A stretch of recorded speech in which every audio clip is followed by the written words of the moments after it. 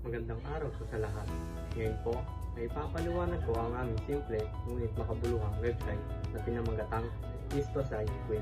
Ang proyektong ito ay isang HTML-based quiz website na tungkol sa kasaysayan ng Pilipinas. Makikita naman natin dito ang doc type HTML. Ang ibig sabihin nito ay ginagamit natin ang HTML5 format para sa paggawa ng web page.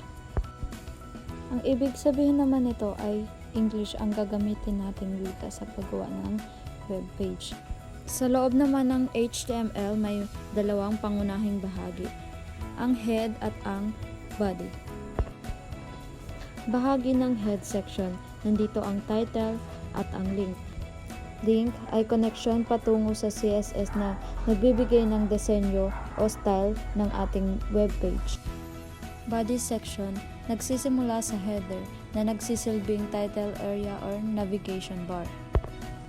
Ito ang information part kung saan ipapakita ang maikling buod tungkol sa kasaysayan ng Pilipinas. Sa part naman nito, yung form, ginagamit siya sa pag-collect ng mga sagot. Tsaka yung button type is ginagamit siya para isang sagot lang yung mapili.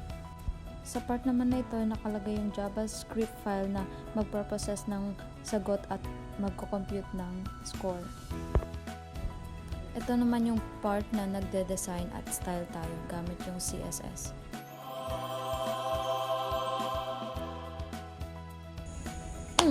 Sa kabuuan, ang Histosite Quiz ay isang interactive learning website. Ang layunin nito ay para turuan ang mga kabataan sa kasaysayan ng Pilipinas.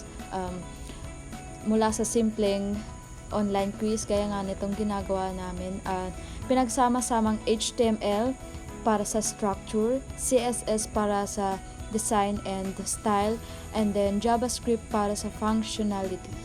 Yung pwedeng makapag-interact yung mga tao, pwede nilang sagutin, kunyari may tanong ka sa website mo, ganon. That's all for today. Thank you for watching.